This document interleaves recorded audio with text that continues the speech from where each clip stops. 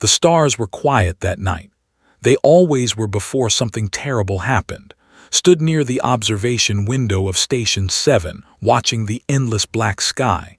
She liked the silence. It reminded her of home, of the mountains in Korea where she grew up. But home was far away now, millions of light years away. Station 7 was not a big place. It was a mining colony on the edge of human space. About 3,000 people lived there. Miners, engineers, doctors, teachers, and families. Children played in the corridors during the day. Old people sat in the gardens and talked about Earth. It was a simple life, a peaceful life. Was not a miner. She was not an engineer. She was a security officer, but that title meant nothing here. There was no crime on 7, no fights, no trouble. Her job was mostly to walk around and make sure everything was fine, and everything was always fine. Until tonight. The first warning came at exactly 2200 hours. A soft beep from the station's main computer, heard it from her small room. She was cleaning her blade when the sound reached her ears. The blade was old. It had belonged to her grandmother.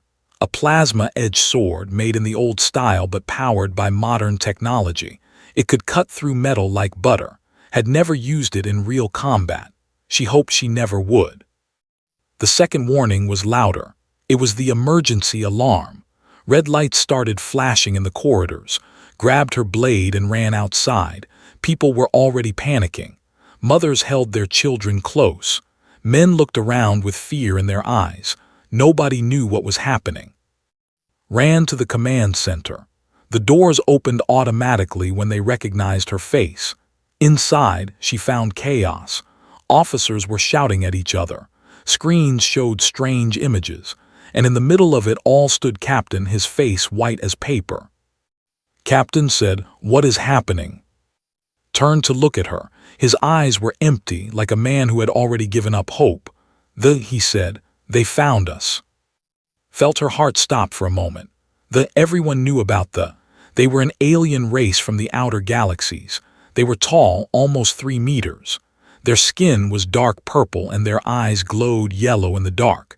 They had 6 arms and moved like spiders. But the worst thing about them was not how they looked. It was what they did. They did not want to trade. They did not want to talk. They only wanted to conquer.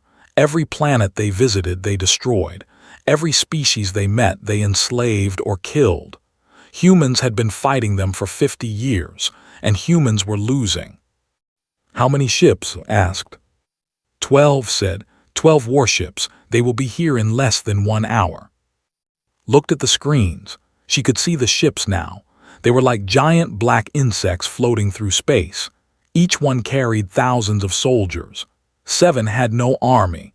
They had 30 security officers with basic weapons. Against 12 warships, they had no chance. "We need to evacuate," said a young officer named. He was barely 20 years old. His hands were shaking. "We need to get everyone to the escape pods." "There are not enough pods," Captain said. "We have pods for 500 people. We have 3,000. The room went silent. Everyone understood what that meant. Most of them were going to die. Closed her eyes. She thought about her grandmother, about the stories she used to tell. Stories about warriors who fought against impossible odds, warriors who never gave up, warriors who died standing, not running.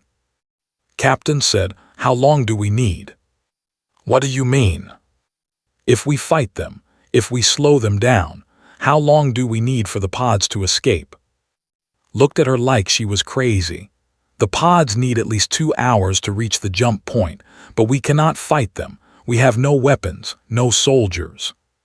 "We have me," said. Nobody laughed. Nobody smiled. They just stared at her. 1 woman against 12 warships. 1 blade against an army. It was impossible. It was suicide. It was madness. But was not afraid. She had never been afraid. Fear was something she did not understand. Her grandmother had trained her since she was 5 years old. Every day for 20 years she had practiced with the blade. Every morning, every evening, in the snow, in the rain, in the burning sun. She had never missed a target, not once, not ever. I will go to the main dock, said. That is where they will enter. I will hold them there as long as I can. Start the evacuation. Put the children and the old people first. Everyone else waits. You will die, said. His voice was weak. Looked at him, maybe, but I will not die alone. She walked out of the command center without waiting for an answer. The corridors were full of people now. They were crying, screaming, praying. Some of them recognized. They knew she was a security officer. They reached out to her, begging for help. Go to the pods, told them. Take your families, go now. She kept walking. Her blade felt light in her hand. It always did before a fight, like it wanted to move, like it was alive. The main dock was empty when she arrived. The lights were dim, the air was cold. Through the big windows she could see the ships coming closer. They were beautiful in a terrible way, like sharks swimming through the ocean. Hungry, deadly. Sat down on the floor. She placed her blade across her knees. She closed her eyes and started to breathe slowly. In and out, in and out. This was what her grandmother had taught her. Before any battle, you must find peace. You must empty your mind. You must become nothing. When she opened her eyes again, the first ship was connecting to the station. She heard the sound of metal hitting metal. She heard the hiss of air escaping. She heard heavy footsteps on the other side of the door. They were here. Stood up, she held her blade with both hands. The door started to open slowly. Yellow eyes glowed in the darkness behind it. She smiled. Come, she whispered. Come and learn why humans are not afraid of death. The door opened fully. The soldiers poured in like water through a broken dam. There were dozens of them, hundreds. Their weapons glowed with purple energy. Their mouths opened to reveal sharp teeth. Moved. Her blade sang through the air. It cut through the first soldier before he could even see her. The second one fell a heartbeat later, then the third, then the fourth. She was not fighting, she was dancing. Each step was perfect. Each cut was clean. Her grandmother had taught her that a true warrior does not think. A true warrior becomes the blade, and had become her blade long ago. Blood painted the floor purple. Bodies fell like leaves in autumn. They screamed in confusion. They had never seen anything like this. They had conquered 1,000 worlds. They had killed millions of enemies, but they had never faced a human like. The battle had begun. They had a word for death. They called it. It meant the ending of light. For thousands of years they had brought to other species. They had watched the light fade from millions of eyes. They believed they were the masters of death. They believed nothing could stop them. They were wrong. Moved through them like a ghost. Her blade was a silver line in the air. It moved so fast that they could not see it. They only saw the result. Their soldiers falling, their blood spraying, their screams filling the dock. The first wave was 50 soldiers. They came through the door with confidence. They expected to find scared humans hiding in corners. Instead, they found her. A small woman with dark hair and calm eyes, standing alone in the center of the dock, waiting. 47 seconds. That was how long it took for her to kill all 50 of them. Not one of them touched her. Not one of them came close. When the last body fell, she was not even breathing hard. In the command center, watched through the security cameras. He was a young technician, barely 25 years old. He had come to 7 to fix computers, not to witness war. But now he could not look away from the screen. That is impossible, he whispered. No human can move like that. Captain stood beside him. The old captain had served in the military for 40 years. He had seen many battles, many soldiers, but he had never seen anything like this. She is not a normal human, said quietly. I read her file when she joined us. She comes from a family of warriors. Her grandmother was famous during the First War. They called her the Silent Blade. She killed over 300 before she died. And nobody knows how many she has killed. Her training records are classified. Even I could not access them. On the screen, the second wave of soldiers entered the dock. There were more this time, maybe 100. They moved carefully now. They had seen what happened to the first group. They were afraid. Did not wait for them, she attacked first. She ran toward them so fast that she became a blur. Her blade cut left, then right, then left again. Each movement was perfect. Each cut was deadly. They tried to shoot her with their plasma rifles, but she was never where they aimed. She was always one step ahead, always moving, always killing. Felt sick watching, not because of the blood, not because of the death, but because of how easy it was for her.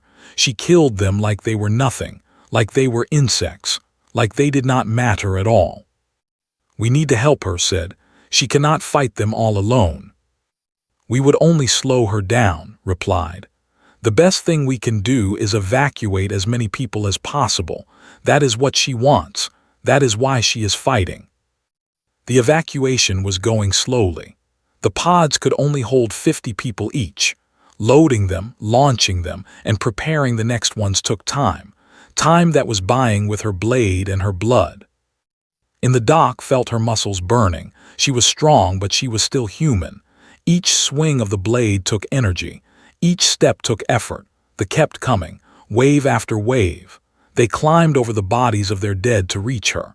They did not care about losing soldiers. They had thousands more on their ships. The third wave brought something different. A commander saw him immediately. He was taller than the others. His armor was gold instead of black, and he carried a weapon she had never seen before, a long spear that glowed with red energy.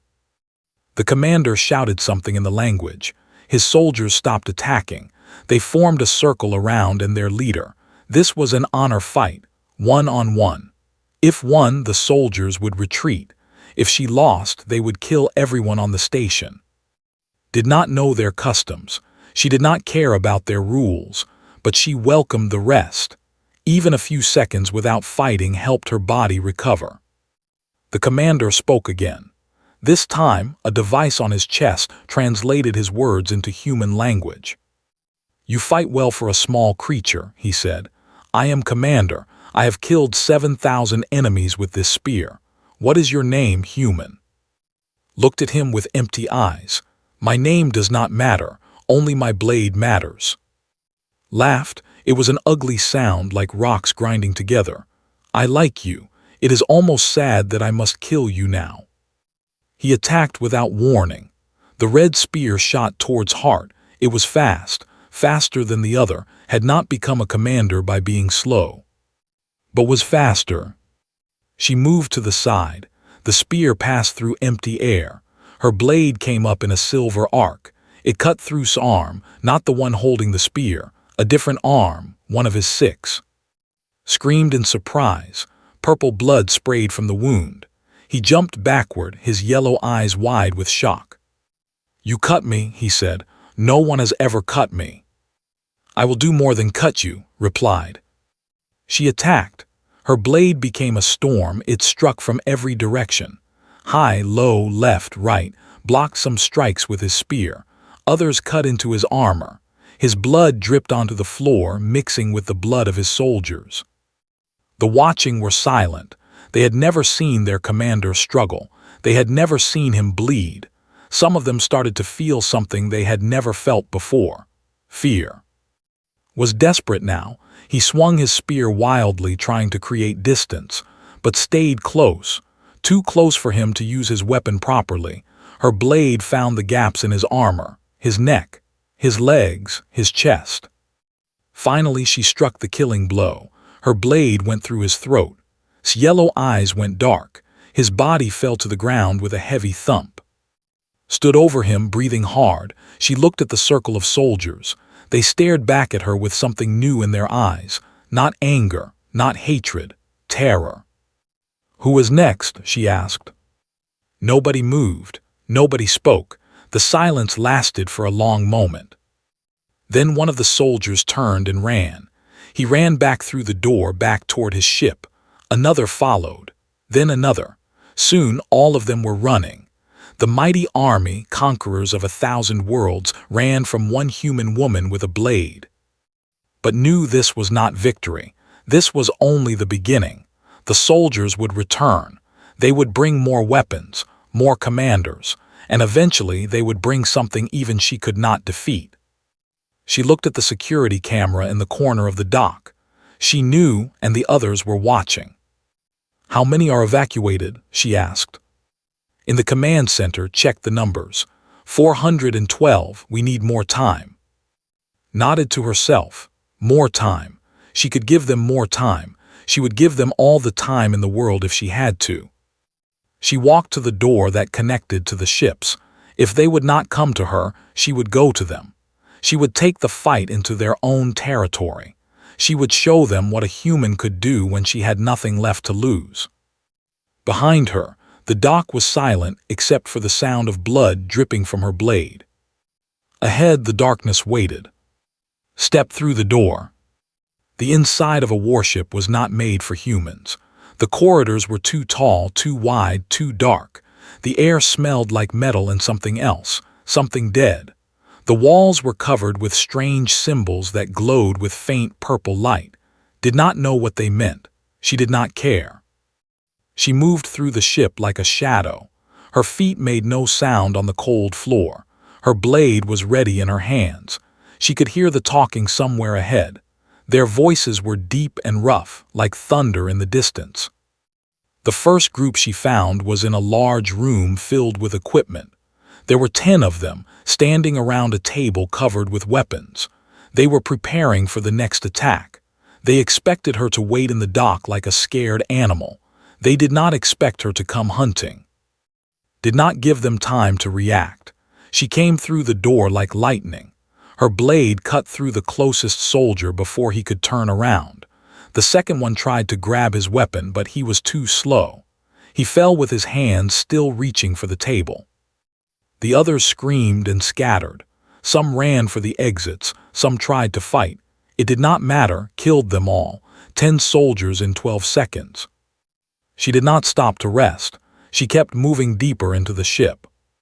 Back on the station, watched her through the ship's own security system. He had hacked into it using the dock's connection. The technology was different from human technology, but computers were computers. They all had weaknesses. "She is insane," said a woman named. She was the station's doctor. Her hands were covered in blood from treating the wounded. She went inside their ship, alone. "She is buying us time," replied. "Look at they are confused. They do not know what to do." It was true. The commanders on the other ships were arguing with each other. They had never faced a situation like this. One human had killed over 200 of their soldiers. One human had entered their warship and was killing more every minute. Their entire invasion plan was falling apart because of one woman with a blade. In the command center, Captain was counting. 800 people evacuated. 900, 1,000. The pods kept launching, carrying the colonists toward safety, but they still had 2,000 people waiting and could not fight forever. "Contact the other ships," ordered. "Tell them to send help. Tell them about the attack." A young officer named shook her head. "We already tried, Captain. They are blocking our signals. Nothing is getting through." "Then we are alone." "Yes, sir, we are alone." Looked at the screen showing. She was fighting again. Another group of soldiers. Another dance of death. He had served in the military for 40 years. He had seen brave soldiers. He had seen heroes, but he had never seen anything like her. "Who trained her?" he asked quietly. "Who made her into this?" Nobody answered. Nobody knew. On the ship reached the engine room. It was the heart of the vessel. Giant machines hummed with power, producing the energy that kept the ship running. If she could destroy this room, the ship would be crippled. It would not be able to fight. But the engine room was not empty. 40 soldiers waited inside, their weapons pointed at the door. And behind them stood another commander.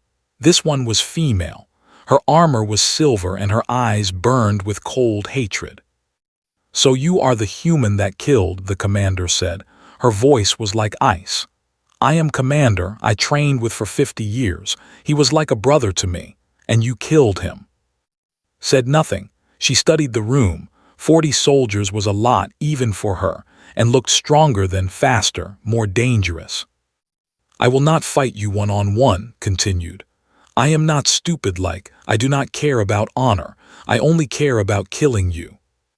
She raised her hand. The 40 soldiers fired at once. Plasma bolts filled the air. Blue light exploded everywhere. Moved before the first bolt reached her. She dove behind a machine, using it as cover. The bolts hit the metal and melted through it. She had only seconds before they destroyed her hiding place. She ran, not away from them, toward them. She used the machines as stepping stones, jumping from one to another. The soldiers tried to track her, but she was too fast. Their shots hit the machines, the walls, each other. 3 fell from friendly fire. Reached the first soldier and cut him down. Then she was among them, too close for their rifles to be useful. They tried to hit her with the weapons themselves, using them like clubs, but her blade was faster, always faster. Bodies fell around her. Purple blood sprayed into the air. The engine room became a slaughterhouse. Screamed orders, but her soldiers could not obey. They were dying too quickly. 20 soldiers left, then 15, then 10, then 5. Finally, only remained. The commander stood alone in the middle of the room, surrounded by the bodies of her soldiers. Her silver armor was splashed with their blood. Her yellow eyes were wide with disbelief. "What are you?" she whispered. Walked toward her slowly. Her blade dripped purple onto the floor. Her face was calm, empty, like she felt nothing at all. "I am human," she said, "and you made a mistake coming here." Drew 2 curved swords from her back. They were beautiful weapons, glowing with blue energy. "I will not die easily, human. I have trained for 100 years. I have killed more enemies than you can count." "Then let us count together." They clashed in the center of the room. Was fast, faster than. Her 2 swords moved in perfect harmony, striking from different angles at the same time. Normal humans could not have defended against such attacks, but was not normal. She blocked, she dodged, she countered. Her single blade met both of swords again and again. The sound of metal hitting metal filled the room like music. For 1 minute they were equal, attacked, defended. Neither could find an opening, neither could land a killing blow. Then changed her pattern. Instead of blocking the next attack, she stepped into it. Sword cut across her shoulder, drawing blood, but did not stop. She moved closer, inside's reach. Too close for the commander to use her swords properly. Her blade went up. It entered under's chin and came out the top of her head. The commander's yellow eyes went dark. Her body crumpled to the floor. Her swords fell from her hands and clattered on the metal. Stood still for a moment, breathing hard. Her shoulder was bleeding badly. The cut was deep. She would need medical attention soon, but not yet. There was still work to do. She walked to the main engine and looked at it. A few cuts in the right places would destroy it. The ship would lose power. It would become a floating coffin. She raised her blade and started cutting. On the station, watched the power readings of the ship drop suddenly. Alarms flashed on the communication channels. Panic spread through their fleet. "She did it," he said. "She disabled one of their ships." Grabbed his arm. "How many evacuated now?" "Check the numbers. 1,400. We are almost halfway." "Tell her," said. "Tell her to come back. She is hurt. I saw her get cut." But Nu would not come back. Not until everyone was safe. Not until her job was done. On the crippled ship, found a window and looked out at the station. The escape pods were still launching. Small lights moving toward freedom. Each one carried 50 people who would live because of her. She smiled through her pain. Then she turned and walked deeper into the ship. There were more enemies to kill, more time to buy. Her blade was still hungry, and the night was far from over. Word spread through the fleet like fire. The commanders on the other 11 ships heard about Commander. They heard about Commander. They heard about the human woman with the blade that never missed. And for the first time in their long history of conquest, they felt something cold in their hearts. Grand Admiral sat in his command chair on the largest warship. He was ancient by standards, 300 years old. He had led invasions across the galaxy. He had crushed 100 species under his feet. He had never known defeat. But tonight, something was different. His second officer, a young male named Tor, stood before him with a report. His hands were shaking. "Speak," commanded. "Grand Admiral, we have lost 547 soldiers. 2 commanders are dead.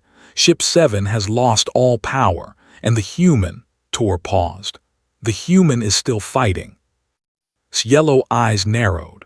"One human? You are telling me that one human has done all this?" "Yes, Grand Admiral. The security footage shows everything. She moves like nothing we have ever seen. Our soldiers cannot touch her. Their weapons are useless against her speed. She—" "Enough," raised one of his 6 hands. "Show me this human." Tor activated a screen. The footage played, watched in silence. He saw cutting through his soldiers. He saw her kill in single combat. He saw her destroy despite being outnumbered 40-1. He saw her disable the engine room with her blade. When the footage ended, sat very still for a long moment. "What is her name?" he asked. "We do not know, Grand Admiral. The humans on the station have not spoken it. They only call her the security officer, or the woman with the blade." Nodded slowly. "Perhaps it is better that we do not know. Names have power. If we speak her name, we might make her more real, more dangerous." Tor looked confused. "Grand Admiral, it is an old belief among our people. From before we became conquerors. We believed that to name something was to give it power over you. Perhaps our ancestors were wiser than we thought." On the station, the evacuation continued. 1,800 people had escaped now. The pods flew through space toward the jump point, carrying families and children to safety. In the command center, Captain allowed himself a small moment of hope. "We might actually survive this," he said. Shook his head. "Cannot keep fighting forever, look at her." On the screen was moving through another corridor of the ship. Her steps were slower now, her movements less smooth. The wound on her shoulder had stopped bleeding, but she had lost a lot of blood. Her body was starting to fail. But she kept walking, she kept hunting. A group of soldiers saw her coming. There were 30 of them, heavily armed, blocking the corridor. They raised their weapons. They fired. Moved, but she was not as fast as before. One bolt grazed her leg. Another hit her arm. She fell to one knee, her blade scraping against the floor. The soldiers cheered. They thought they had won. They started walking toward her, their weapons still pointed at her chest. It was a mistake. Exploded from her kneeling position. She moved through them like a storm. Her blade cut left and right. Bodies fell. Blood sprayed. The cheering turned to screaming. 15 seconds later, all 30 soldiers were dead. Stood among them, her body covered in purple blood and her own red blood. She was breathing hard. Her vision was starting to blur. She knew she did not have much time left. She found a quiet room and sat down against the wall. She needed to rest, just for a minute, just long enough for her body to find some strength. Grand Admiral made a decision. He would not send more soldiers to die against this human. He would not risk losing more commanders. Instead, he would do something different. He would talk to her. "Open a communication channel to the station," he ordered. "All frequencies. I want everyone to hear this." His officers obeyed. A moment later, his voice echoed through the station and through every ship in his fleet. "Attention, humans of Station 7. This is Grand Admiral of the Empire. I wish to speak to the woman with the blade. The one who fights alone against my army. I know you can hear me. Please respond." In the command center, everyone froze. Captain looked at. Nobody knew what to do. On the ship, heard the message through the walls. She laughed softly. The sound was weak, tired. She found a communication panel on the wall and activated it. "I am here," she said. "What do you want, Grand Admiral?" His voice came back immediately. "I want to understand. You are one person. You cannot win this battle.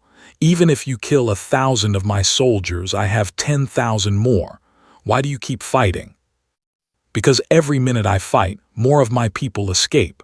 Every soldier I kill is one less that can hurt them. That is enough reason for me." "But you will die." "Yes, I know." Was silent for a moment. "You do not fear death." "My grandmother taught me that death is not something to fear. It is something to earn. Tonight I am earning a good death." Another silence, longer this time. "What is your name, human?" Smiled. "I thought you did not want to know my name. I thought names have power." "They do, but I find that I want to know anyway. I want to remember the name of the human who made the Empire afraid." "My people call me. It means to allow or to permit in my old language. My grandmother gave me that name because she believed I would allow humanity to survive." Repeated. The name felt strange on his tongue, foreign, dangerous. "I will remember it. My people will remember it. For 1,000 years we will tell stories about the human called who stood alone against our army." "Good. I hope those stories scare your children." Actually laughed. It was a harsh sound, but there was real amusement in it. "They already do. My officers are afraid to speak your name aloud. They believe it will bring bad luck. They call you the Silent One or She Who Cuts." "Let them call me whatever they want. It will not change what happens tonight." "And what happens tonight?" Stood up slowly. Her legs were weak, but they still worked. Her blade was still in her hand. "Tonight I keep fighting, until the last pod launches, until the last child escapes. Tonight I show the Empire what humans are really made of." She ended the communication and walked out of the room. Grand Admiral sat in his command chair for a long time after the connection closed. His officers waited in silence. They were afraid to speak, afraid to move. Finally spoke. "Recall all boarding parties, every soldier on the station, every soldier on the ship she has invaded. Bring them back." Tor stared at him in shock. "Grand Admiral, we are retreating." "No, we are waiting. We will wait until the human is too weak to fight, until she collapses from her wounds. Then we will enter the station and take what we want." "How long will that take?" Looked at the screen. He could see walking through the corridor, slow, bleeding, but still walking, still holding her blade. "I do not know," he admitted, "but I am afraid to find out." The night continued. The pods kept launching, and somewhere in the dark corridors of a warship, a single human woman kept fighting, not because she could win, but because she had to. Because that was what her grandmother had taught her. Because that was what it meant to be human. The last pod launched at exactly 400 hours. It carried the final group of survivors from Station 7. Inside were Captain, Doctor, and the remaining command staff. They had refused to leave until every single civilian was safe. Was the only one who stayed behind. He sat in the empty command center watching the screens, watching. She was back on the station now. They had pulled their soldiers back to the ships just as Grand Admiral had ordered. They were waiting, waiting for her to fall. But she would not fall, not yet.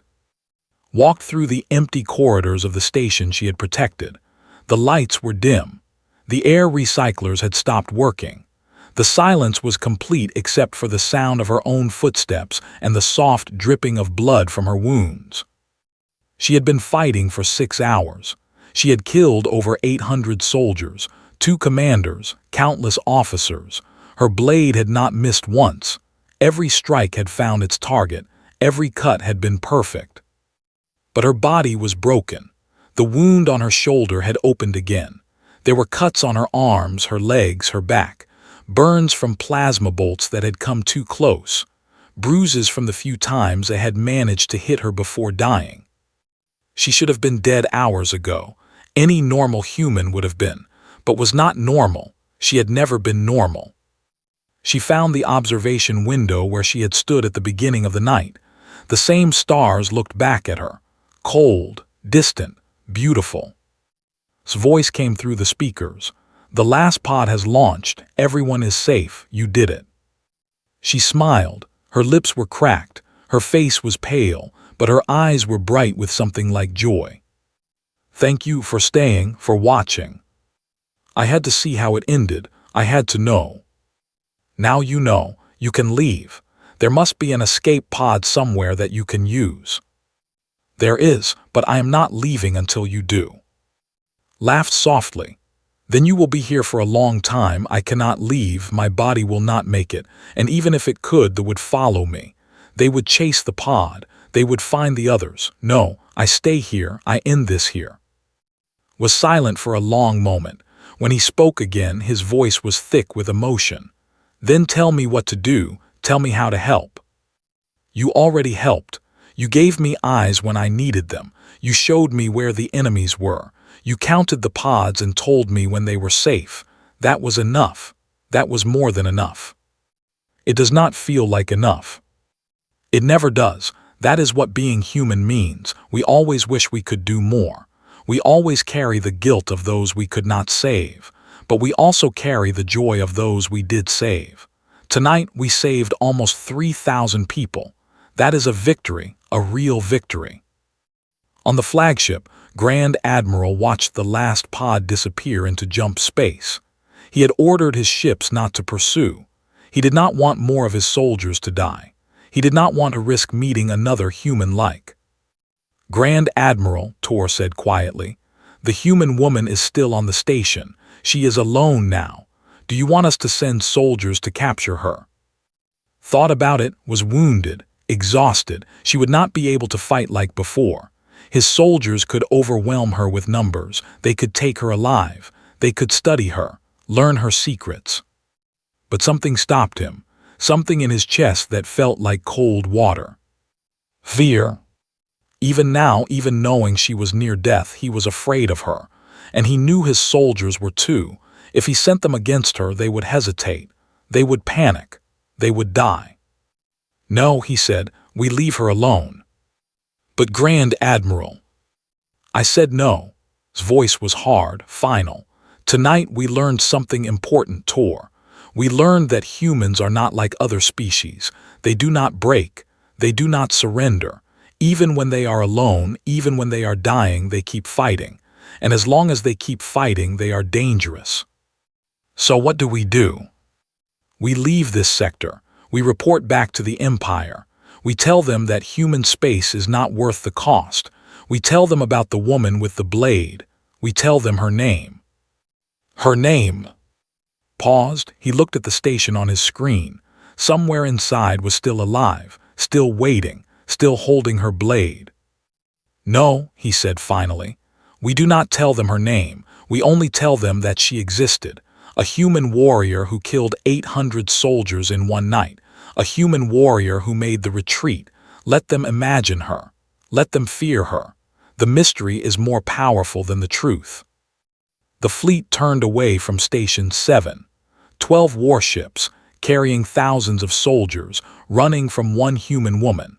It was the first time in history that they had retreated from a battle they could have won. It would not be the last. On the station, watched the ships leave.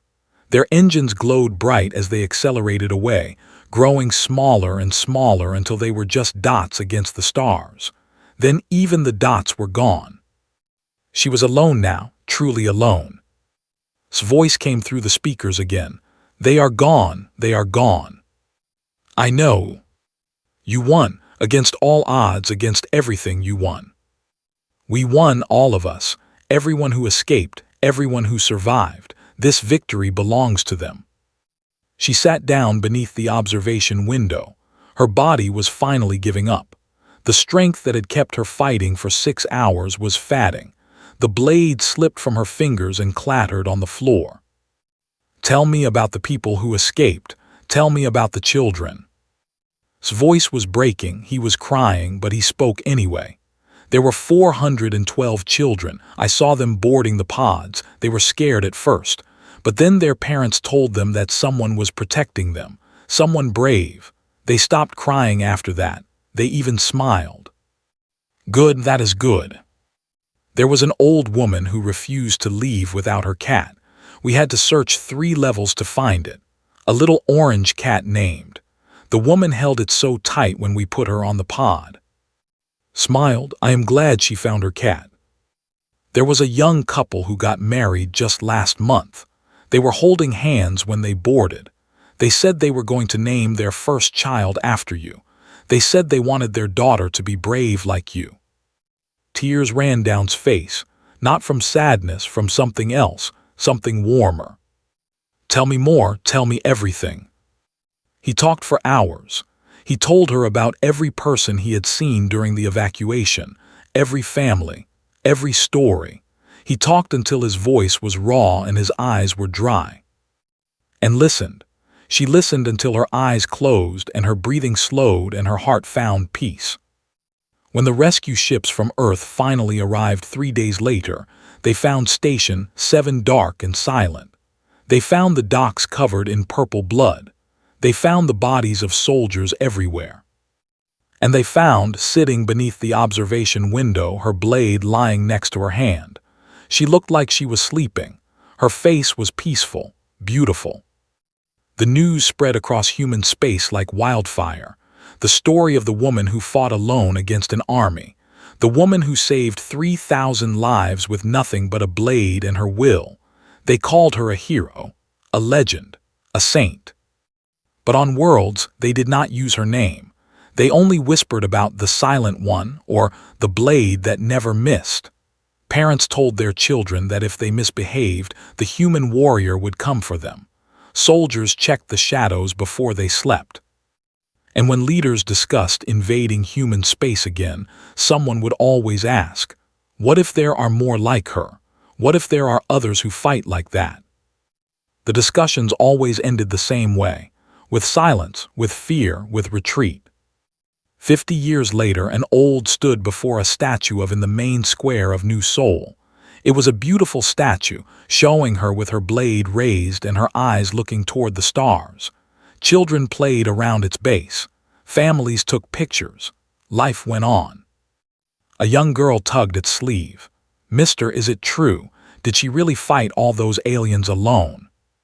Smiled, his eyes were wet with old memories.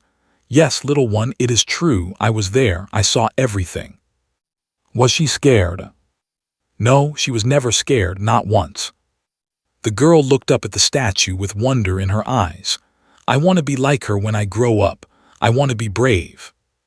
Knelt down and put his hand on her shoulder. Then remember her story. Remember that courage is not about being strong. It is about fighting for what you love, even when you are weak. That is what taught us. That is what it means to be human. The girl nodded seriously.